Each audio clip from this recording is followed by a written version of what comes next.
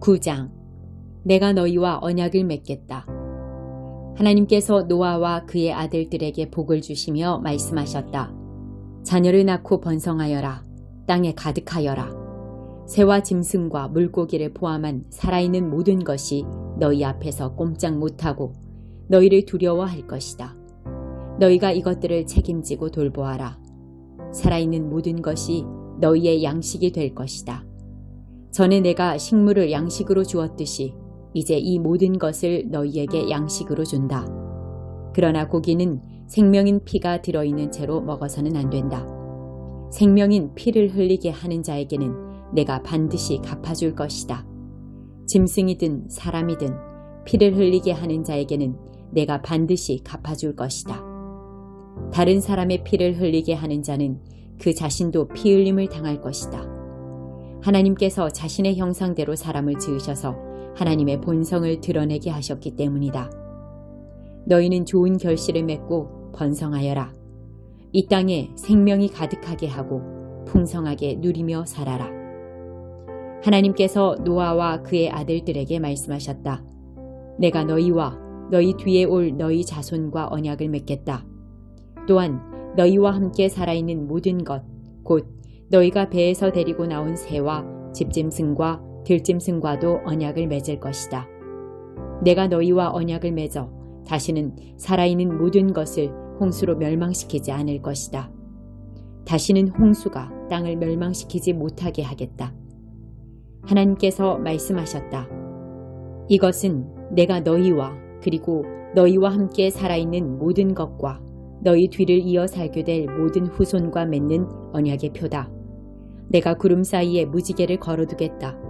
그것이 나와 땅 사이에 맺은 언약의 표가 될 것이다.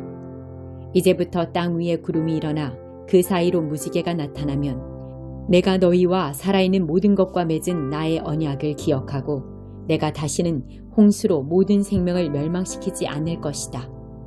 구름 사이로 무지개가 나타날 때마다 내가 그것을 보고 나 하나님이 살아있는 모든 것, 곧 땅 위에 살아있는 모든 것과 맺은 영원한 언약을 기억할 것이다. 하나님께서 말씀하셨다. 이것이 내가 나와 땅 위에 살아있는 모든 것 사이에 맺은 언약의 표다. 배에서 나온 노아의 아들들은 셈과 함과 야벳이었다. 함은 가나안의 조상이 되었다. 노아의 세 아들로 말미암아 온 땅은 사람들로 북적이게 되었다. 노아는 농부로서 최초로 포도밭을 가꾼 사람이었다. 그가 포도주를 마시고 취하여 자기 장막에서 벌거벗은 채 정신없이 골아떨어져 있었다. 가나안의 조상 함이 아버지의 벌거벗은 모습을 보고 장막 밖에 있던 두 형제에게 알렸다. 셈과 야벳은 겉옷을 가져다가 어깨에 걸치고 뒷걸음질에 들어가서 아버지의 벌거벗은 몸을 덮어드렸다. 그들은 아버지의 벌거벗은 몸을 보지 않으려고 얼굴을 돌렸다. 노아가 술에서 깨어나 작은 아들이 행한 일을 알고 이렇게 말했다. 가나안은 저주를 받으라. 종들의 종, 자기 형제들의 종이 되리라. 셈의 하나님은 찬양을 받으소서. 그러나 가나안은 그의 종이 되리라. 하나님께서 야벳을 번성하게 하시고 셈의 장막에서 넉넉하게 살게 하시리라. 그러나 가나안은 그의 종이 되리라. 노아는 홍수가 있은 뒤에 350년을 더 살았다. 그는 모두 950년을 살고 죽었다. 10장. 노아 자손의 족보. 노아의 세 아들 셈과 함과 야벳의 족보는 이러하다. 홍수가 있은 뒤에 그들이 아들들을 낳았다. 야벳의 아들은 고멜, 마곡, 마대, 야완, 두발, 메색, 디라스다. 고멜의 아들은 아스크나스, 라밧, 도갈마다. 야완의 아들은 엘리사, 달시스, 깃딤, 로다님이다. 이들로부터 바닷가에 사는 여러 민족이 나왔다. 이들 민족은 저마다 자기 지역에서 자기 언어를 가지고 종족을 이루며 살았다. 함의 아들은 구스, 이집트, 붓, 가나안이다. 구스의 아들은 스바, 하월라, 삽다, 라마, 삽드가다. 라마의 아들은 스바, 드단이다. 구스는 또 니므롯을 낳았는데 니므롯은 세상에 처음 등장한 위대한 용사였다. 그는 하나님 앞에서 탁월한 사냥꾼이었다. 그래서 하나님 앞에서 탁월한 사냥꾼 니므롯처럼 일하는 말이 생겨났다. 그의 나라는 신할 땅 바벨과 에렉과 아갓과 갈레에서 시작되었다. 그는 그 땅을 떠나 아수르로 가서 니느웨와 르호보딜과 갈라를 세우고 니느웨와 큰 성 갈라 사이에 레센을 세웠다. 이집트는 루드인, 아나민, 르하빈, 납두인, 바두르스인, 블레셋의 조상인 기슬루인, 갑돌인의 조상이 되었다. 가나안은 맏아들 시돈과 헷을 낳았고 그에게 여부스 사람, 아모리 사람, 기르가스 사람, 히위 사람, 알가 사람, 신 사람, 아르와 사람, 스말 사람, 하마 사람이 나왔다. 그 중에 가나안 사람은 시돈에서 그랄 쪽으로, 남쪽으로는 머리가사까지, 그 후에 동쪽으로는 소돔과 고모라와 아드마와 스보임을 넘어 라사까지 퍼져나갔다. 이들은 종족과 언어와 지방과 민족을 따라 살펴본 함의 후손이다. 야베사 형 셈도 아들들을 낳았다. 셈은 에벨 모든 자손의 조상이 되었다. 셈의 아들은 엘람, 아수르, 아르박삿, 룻, 아람이다. 아라의 아들은 우스, 홀, 게델, 메색이다. 아르박삿은 셀라를 낳고 셀라는 에벨을 낳았다. 에벨은 두 아들 벨렉과 욕단을 낳았다. 벨렉이라는 이름은 그 시대에 인류가 나뉘어졌다고 해서 붙여진 이름이다. 욕단은 알모닷, 셀렙, 하살마웻, 예라, 하도람, 우살, 디글라, 오발, 아비마엘, 스바, 오빌, 하월라, 요밥을 낳았다. 이들은 모두 욕단의 아들들이다. 이들의 거주지는 메사에서 동쪽 산지인 스발까지였다. 이들은 종족과 언어의 지방과 민족을 따라 살펴본 셈의 후손이다. 이것은 여러 민족으로 갈라져 나간 노아 자손의 족보다. 홍수가 있은 뒤에 이들로부터 여러 민족이 갈라져 세상으로 뻗어나갔다. 9장. 의사가 필요한 사람이 누구냐? 예수와 제자들은 다시 배를 타고 바다를 건너 예수의 고향으로 갔다. 그들이 배에서 내리기가 무섭게 사람들이 중풍병자 한 사람을 들것에 실어 데려와서 그들 앞에 내려놓았다. 그들의 담대한 믿음에 감동하신 예수께서 중풍병자에게 말씀하셨다. 기운을 내어라 아들아, 내가 내 죄를 용서한다. 그러자 몇몇 종교학자들이 수군거렸다. 아니, 저것은 신성모독이다. 예수께서 그들의 생각을 아시고 말씀하셨다. 왜 이리 수군수군 말이 많으냐? 내가 내 죄를 용서한다고 말하는 것과 일어나 걸어가라고 말하는 것 중에 어느 쪽이 더 쉽겠느냐? 내가 인자인 것과 내가 어느 쪽이든 행할 권한이 있다는 것을 분명히 보여주겠다. 이 말을 하시고 예수께서 중풍병자에게 말씀하셨다. 일어나거라, 내 자리를 들고 집으로 가거라. 그 사람은 그대로 했다. 무리는 두려움에 사로잡혔고 하나님이 예수께 권한을 주셔서 자기들 가운데서 그렇게 일하신 것을 기뻐했다. 예수께서 지나가시던 길에 한 사람이 세금을 걷는 일에 여념이 없는 것을 보셨다. 그의 이름은 마태였다. 예수께서 말씀하셨다. 나와 함께 가자. 마태는 일어나 그분을 따라갔다. 나중에 예수께서 자신을 가까이 따르는 이들과 함께 마태의 집에서 저녁을 드실 때 평판이 좋지 않은 인물들이 많이 와서 한데 어울렸다. 예수께서 그런 사람들과 어울리는 것을 본 바리새인들은 발끈하여 예수를 따르는 이들을 비난했다. 사기꾼과 쓰레기 같은 인간들과 가까이 지내다니 당신네 선생의 이런 행동이 무슨 본이 되겠소? 예수께서 들으시고 반박하셨다. 의사가 필요한 사람이 누구냐? 건강한 사람이냐?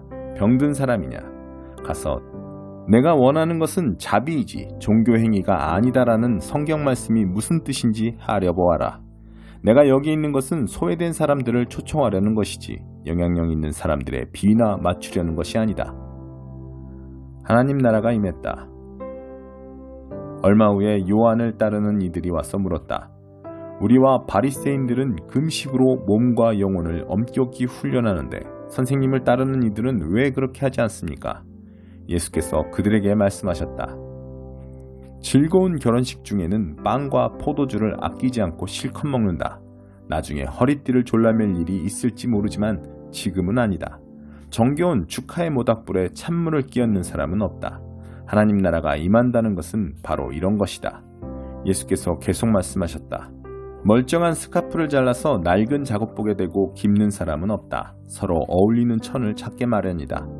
그리고 금이 간 병에는 포도주를 담지 않는 법이다. 손가락 하나만 되어도. 예수께서 이 말씀을 마치시자 한 지방관리가 나와서 정중히 절하며 말했다. 제 딸이 방금 죽었습니다. 오셔서 손을 대주시면 그 아이가 살겠습니다. 예수께서 일어나 그와 함께 가시자 제자들이 뒤를 따랐다. 바로 그때 12년 동안 혈루증을 앓아온 한 여자가 뒤에서 슬그머니 다가가 예수의 옷을 살짝 만졌다. 이분의 옷에 손가락 하나만 대어도 내가 낫겠다고 생각한 것이다. 예수께서 돌아서서 여자를 보셨다. 그리고 이렇게 다독여 주셨다. 안심하여라 딸아. 너는 믿음의 모험을 했고 이제 병이 나았다. 그때부터 여자의 몸이 다 나았다. 어느새 그들은 지방관리의 집에 도착해 이야깃거리를 찾는 입방아꾼들과 음식을 나르는 이웃들 사이를 헤치고 지나갔다. 예수께서 불쑥 말씀하셨다. 모두 비켜라. 이 소녀는 죽지 않았다. 자고 있다. 그들은 저가 알지도 못하면서 저런 말을 한다고 했다. 예수께서 무리를 내보내시고 안에 들어가셔서 소녀의 손을 잡고 일으켜 세우셨다. 소녀를 살리신 것이다. 곧 소문이 그 지방에 두루 퍼졌다. 믿음대로 되어라. 예수께서 그 집을 떠나시자 눈먼 사람 둘이 따라오며 소리를 질렀다. 다윗의 자손이여 불쌍히 여겨주십시오. 우리를 불쌍히 여겨주십시오. 예수께서 집에 들어가시자 눈먼 그들도 따라 들어갔다. 예수께서 그들에게 말씀하셨다. 너희는 정말 내가 이 일을 할 수 있다고 믿느냐? 그들이 말했다. 그렇습니다, 주님. 예수께서 그들의 눈을 만지시며 말씀하셨다. 너희 믿음대로 되어라. 그러자 그 말씀대로 그들이 앞을 보게 되었다. 예수께서 엄하게 주의를 주셨다. 이 일이 어떻게 일어났는지 아무에게도 알리지 마라. 그러나 그들은 문을 나서기가 무섭게 만나는 사람마다 그 일에 대해 떠들어대기 시작했다. 눈먼 사람들이 나가자마자 사람들이 악한 귀신이 들려 말 못하는 사람을 예수께 데려왔다. 예수께서 괴롭히는 악한 귀신을 쫓아내시자 그 사람은 마치 평생 말을 해온 사람처럼 즉시 말문이 술술 튀었다. 사람들이 일어나서 박수갈채를 보냈다. 여태까지 이스라엘에 이런 일은 없었다. 바리새인들은 흥분에 중얼거렸다. 속임수다. 속임수에 불과하다. 아마 마귀와 짜고 한 일일 것이다. 그 후에 예수께서 모든 성읍과 마을을 두루 다니셨다. 그분은 회당 곳곳에 가르치시고 천국 소식을 알리시고 병든 사람과 상한 심령들을 고쳐주셨다. 목자 없는 양처럼 정처 없이 헤매고 있는 무리를 바라보시는 그분의 마음이 무너져 내렸다. 예수께서 제자들에게 말씀하셨다. 추수할 것이 이토록 많은데 일꾼은 얼마나 적은지 추수할 일손을 달라고 무릎을 꿇고 기도하여라. 9장. 이 모든 일을 마친 뒤에 지도자들이 내게 와서 말했다. 이스라엘 백성이 제사장과 레위인들까지 포함하여 주변의 이웃 민족인 가나안 사람, 헷 사람, 브리스 사람, 여부스 사람, 암몬 사람, 모압 사람, 이집트 사람, 아모리 사람과의 관계를 끊지 않고 그들의 저속한 음행을 그대로 따라하고 있습니다. 자기 딸을 그들에게 시집 보내고 그들의 딸을 며느리로 맞았습니다. 거룩한 자손이 이들 이방 민족과 뒤섞이고 있습니다. 게다가 우리 지도자들이 이 반역에 앞장서고 있습니다. 이 모든 말을 들은 나는 어이가 없어 속옷과 겉옷을 찢고 머리털과 수염을 뜯으며 바닥에 주저앉았다. 그러나 포로 생활에서 돌아온 사람들의 반역에 대해 하나님께서 하신 말씀을 두려워하는 사람들도 많았다. 그들은 넋을 잃고 앉아 저녁 제사를 기다리고 있는 내 주변에 모여들었다. 저녁 제사 때 나는 망연자실하게 있다가 일어났다. 찢겨진 속옷과 겉옷을 입은 채 무릎을 꿇고서 하나님, 내 하나님께 손을 들고 기도했다. 사랑하는 나의 하나님, 한없이 부끄러워 감히 주께 얼굴을 들 수가 없습니다. 오 나의 하나님, 우리의 악은 앞을 내다볼 수 없을 만큼 높이 쌓였고 우리의 죄는 하늘에 닿았습니다. 조상의 때부터 지금까지 우리는 죄의 수렁에 처박혀 있습니다. 우리의 죄 때문에 우리 자신과 우리 왕과 제사장들이 다른 나라 왕들에게 넘겨져 살상과 포로 생활과 약탈과 공개적인 수치를 당했으니 주께서 지금 보시는 바와 같습니다. 이제 잠시나마 하나님 우리 하나님께서 만신창이가 된 우리 무리를 들어 당신의 거룩한 곳에 든든히 발을 딛게 하신 것은 우리 눈을 밝게 하시고 혹독한 형벌을 감내하는 우리의 짐을 덜어주시기 위해서입니다. 우리가 종의 신분이었으나 하나님께서 우리를 종살이 하도록 내버려 두지 않으셨습니다. 오히려 페르시아 왕들의 총애를 받게 하셔서 우리 하나님의 성전을 짓고 폐허가 된 성전을 복구하며 유다와 예루살렘에 방벽을 쌓을 마음을 우리에게 주셨습니다. 그러므로 하나님, 이 모든 일을 겪은 우리가 감히 무어라 말할 수 있겠습니까? 주의 명령, 곧 주의 종 예언자들을 통해 주신 명령을 우리가 내팽개쳤으니 말입니다. 그들은 우리에게 이렇게 말했습니다. 너희가 차지하려는 땅은 더럽혀진 땅, 그곳 백성의 음란하고 저속한 행위로 더럽혀진 땅이다. 그들은 그 땅을 이쪽 끝에서 저쪽 끝까지 도덕적 부패로 가득 채웠다. 분명히 말하지만 너희 딸을 그들의 아들에게 시집 보내지 말고 너희 아들을 그들의 딸과 결혼시키지 마라. 그들의 호감을 사려고 하지 마라. 그들을 달래서 너희를 좋게 여기게 하지도 마라. 그래야 너희가 많은 부를 일구고 재산을 쌓아 너희 자손에게 물려줄 수 있다. 그런데 우리는 악한 습성과 쌓인 죄 때문에 이미 당한 모든 일로도 모자라 여전히 똑같은 일을 반복하고 있습니다. 사랑하는 하나님, 주께서는 우리가 마땅히 당해야 할 심판보다 훨씬 적게 벌하시고 목숨까지 건져주셨는데 우리는 또 이렇게 범죄합니다. 음행을 일삼는 백성과 섞이고 그들과 결혼하여 주의 계명을 어기고 있습니다. 주께서는 우리에게 노하셔서 우리를 완전히 멸하려 하십니까? 탈출구도 남겨두지 않으시렵니까? 주님은 이스라엘의 의로운 하나님이시고 지금 우리는 겨우 목숨을 건진 한 줌의 무리일 뿐입니다. 여기 숨을 데 없이 서 있는 우리를 보십시오. 주 앞에서 우리는 죄인입니다. 우리 가운데 누구도 살아남을 수 없습니다. 9장 눈먼 사울. 그동안 사울은 주님의 제자들을 죽이려고 바싹 추적하고 있었다. 그는 대제사장에게 가서 다마스쿠스의 여러 회당에 가져갈 체포영장을 받았다. 거기서 이 도를 따르는 사람들을 찾으면 남녀를 불문하고 체포해서 예루살렘으로 데려오려는 것이었다. 그는 길을 떠났다. 그가 다마스쿠스 외곽에 이르렀을 때 갑자기 눈부시게 환한 빛 때문에 앞이 잘 보이지 않았다. 그가 바닥에 쓰러졌는데 한 음성이 들려왔다. 사울아, 사울아, 왜 나를 해치려고 하느냐? 그가 말했다. 주님, 누구십니까? 나는 내가 핍박하는 예수다. 너는 일어나 성 안으로 들어가거라. 내가 무엇을 해야 할지 말해줄 사람이 거기 있다. 그의 일행은 놀라서 말도 못하고 서 있었다. 그들은 소리는 들었으나 아무도 보지 못했다.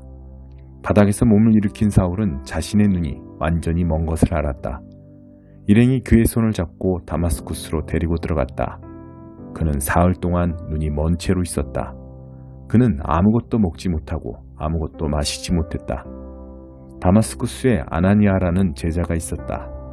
주께서 환상 가운데 그에게 말씀하셨다. 아나니아야.